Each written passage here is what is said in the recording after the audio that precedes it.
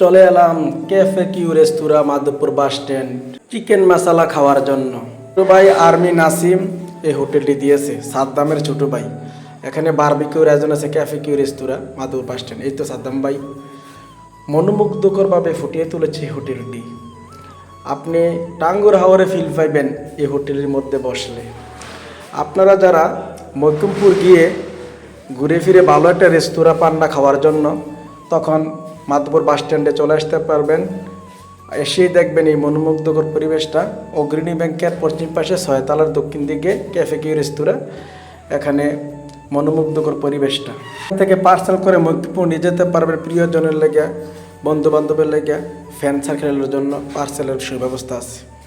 এখানে বসে যদি খেতে চান, দেখুন 3 তলার মধ্যে ছাদের থেকে মাধবপুর বাস স্ট্যান্ডটা কত সুন্দরভাবে দেখা যাচ্ছে।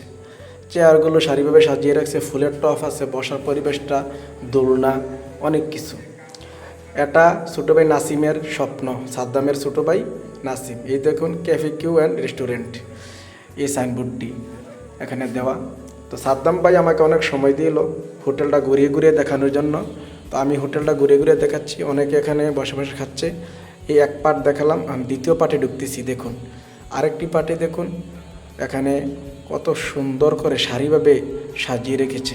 তখন নজর পড়লো বাবু ভাইকে। বাবু ভাই মেহমান নিয়ে ওখানে বসলো খাওয়ার জন্য। বাবু ভাইকে ভিডিও করে নিলাম। এটা হলো ভিতরের পরিবেশ, এটা হলো কেচিংয়ের পরিবেশ।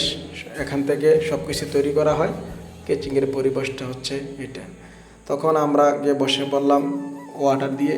তখন তারা তৈরি করে নিয়ে আসতেছে, আমরা বসে ঘুরিয়ে ঘুরে পরিবেশে দেখাচ্ছি। তখন সাদ্দাম আমাদের কাছে মশালা এবং নান রুটি নিয়ে আসলো, এসে আমাকে দিল।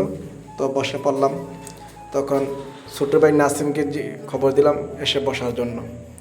তো সাদ্দাম আমাকে বসিয়ে সব কিছু দেখাচ্ছে, আমি একটু আপনাদেরকে ঘুরিয়ে ঘুরিয়ে দেখানোর চেষ্টা করতেছি। তো আমাদের জন্য পানি নিয়ে আসলো, টিস্যু নিয়ে আসলো। এই তো ছোটো ভাই নাসিম চলে আসলো। নাসিমও খাইতেছে, আমিও খাইতেছি। দুজনের মধ্যে একটু আলাপ আলোচনা চলতেছে। দেখুন পরিবেশটা কত সুন্দর। এখানে এত সুন্দর পরিবেশ আপনারা না গেলে বুঝতে পারবেন না। দেখুন কত চমৎকারভাবে সাজিয়ে রেখেছে। এই উপর থেকে গাড়িগুলো দেখা যাচ্ছে। রাতের বেলা আমরা গেলাম, তো আমি নিজে নাসিমকে একটু খাওয়াই দিতেছি। একটু পর নাসিমও আমাকে একটু খাওয়াই দিতেছি। এখন দেখবেন বারবিকিউর আয়োজনের জন্য কুরাল মাছ, ইলিশ মাছ, সামুদ্রিক অনেক জাতের মাছ আছে এখানে। যে মাছগুলো আপনারা কক্সবাজার গেলে, সি বিচ গেলে, অন্য জায়গায় খেলাতে চান, এখানে আসলে বারবিকিউ তারা নগদ করে দেবে। আপনারা মাছটা শুধু পছন্দ করে দিবেন, বারবিকিউর আয়োজন তারা নিজেরাই করে নেবে। আপনি দাঁড়াই থাকবেন, তারা বারবিকিউ করে দেবে। অনেক জাতের মাছ এখানে আছে, সুরমা মাছ। আমি অনেকগুলো মাছ এখানে দেখালাম। খাওয়া দাওয়া শেষ, নাসিমের কাছ থেকে বিদায় নিচ্ছি।